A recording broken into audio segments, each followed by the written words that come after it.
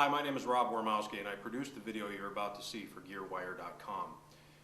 The Barge Concepts BP-1 guitar pedal is a clone or an attempt to mimic an original fuzz distortion pedal called the Interfax HP-1.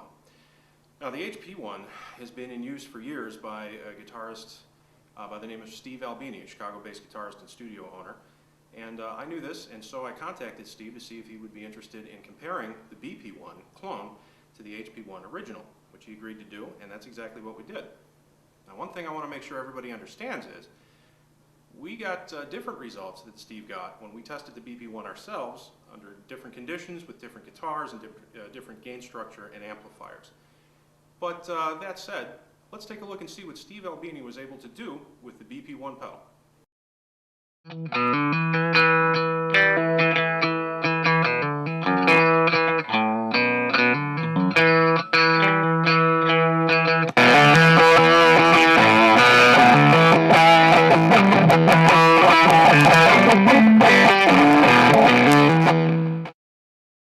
The nice thing about the harmonic percolator is it can be set to fairly extreme levels of clipping without completely obliterating the fundamental. And I think that's because of that asymmetrical clipping thing that I was talking about.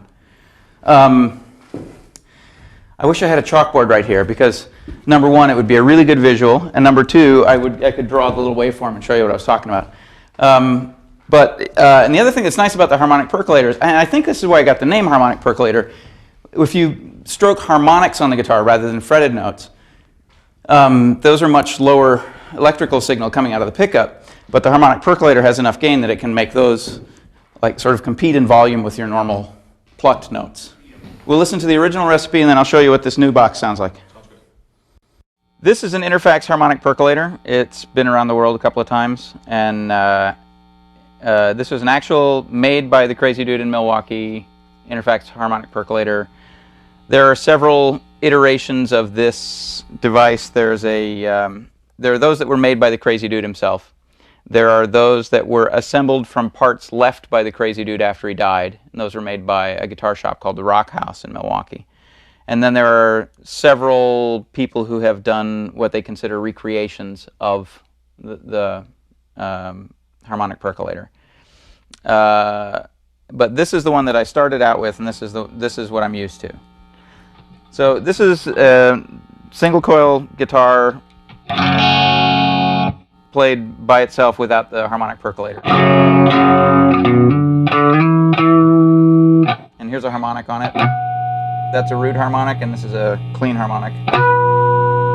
And this is the harmonic percolator.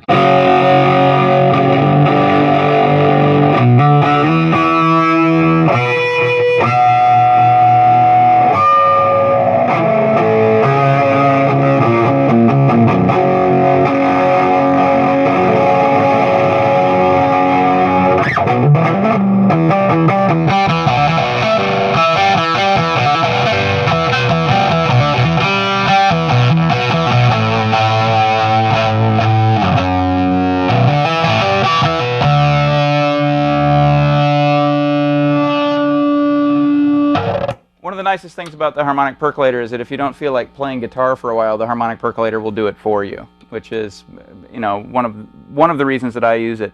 If I turn the output of the amplifier up a little bit,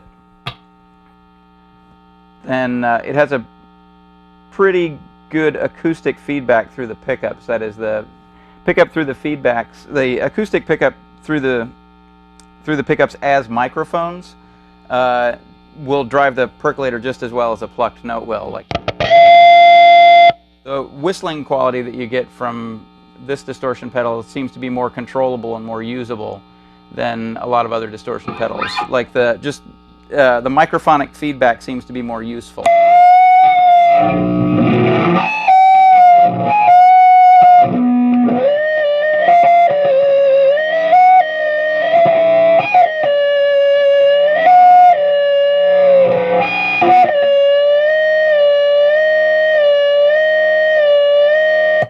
And that was without me having to touch a string. So that's, as a labor-saving device, it's tremendous.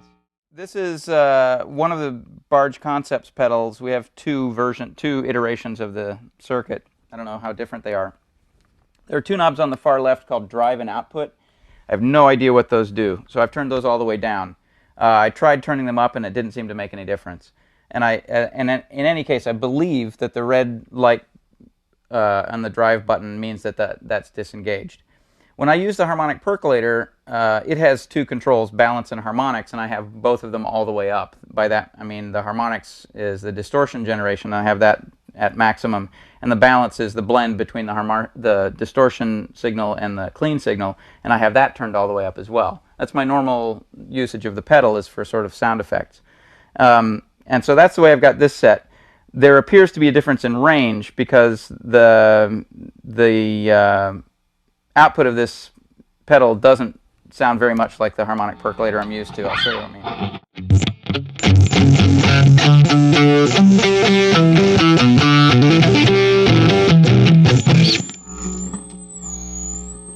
The whistling microphonic feedback gimmick doesn't seem to be working as well. The low frequency content doesn't seem to be as preserved, and just the general tone has kind of a raspier quality to it. This may be intended to simulate a version of the harmonic percolator that is not identical to the one that I own. The one that I own was, as I said, one that was sold by the original crazy dude from the Interfax company in Milwaukee. And this one may be simulating one of the many variations on the circuit. I don't know. I'm going to fiddle around with it a little and see if I can get it to more closely mimic the original harmonic percolator here.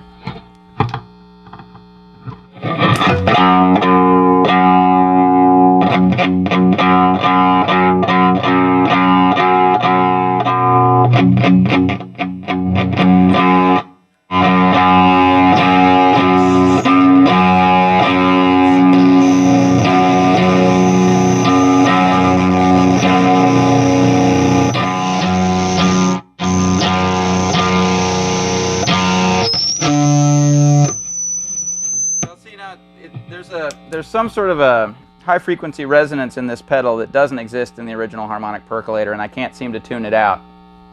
So I'm gonna try another version of this.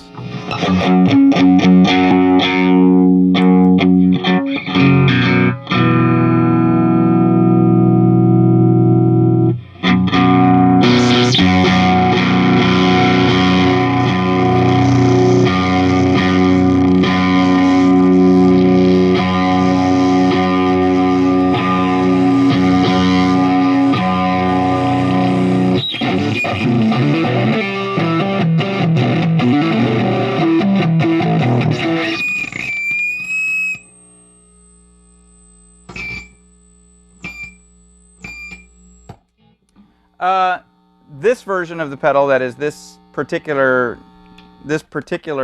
item, I don't know if it has any actual differences in components or topology between this pedal and the other pedal. In this one, the horrible sound seems a little bit more at bay, and it seems a little bit closer to the original harmonic percolator, but it still has this veneer of very brittle, high-frequency, horrible sound. I can imagine certain Japanese friends of mine who would really be into that sound, and they could conceivably base a career around it. For me, I'm used to the sound of my old reliable harmonic percolator, and I don't think that this pedal would be a suitable substitute. If you're into that sort of crazy distortion, but you also want a little bit of horrible on top of it, then I think this pedal would be your money. One thing I've noticed about the harmonic percolator in use is that it is extraordinarily sensitive to the load that's presented to the input side of the pedal. That is, if your guitar has low impedance or relatively low impedance output pickups, the circuit behaves differently than if you have high impedance pickups. Let's say if you have a Les Paul that's got two big fat coils on it, the distortion character is quite a bit different than if you have, say, a Telecaster, which has one relatively small coil. And there may be something about the interface of the guitar and the circuit that if you try to do anything extra fancy to it, screws up that balance. Like, for example, there's an extra circuit in the Barge Concepts pedal, the drive circuit that has the drive and the output. I don't know what that does. But if that comes prior to the input, if that comes prior to the distortion amplifier, there's a possibility that that has changed the loading that my pickups would present to the distortion circuit. You know, they look like they're smart guys, so they probably figured that out. There may also be a feedback circuit inside the pedal. I don't know. I haven't looked at the schematic. If there's a feedback circuit inside the pedal, it would also be sensitive to output loading. That is, depending on what amplifier you plugged it into, the feedback circuit would behave differently. And if they put an output buffer after the distortion circuit, then it would insulate that distortion circuit from the output load of the amplifier that it's plugged into. So there are a lot of possible culprits with respect to the horrible sound. And it could be something as simple as my particular guitar loading that particular input circuit behaves differently than my particular guitar loading the harmonic percolator or the pussy fuzz.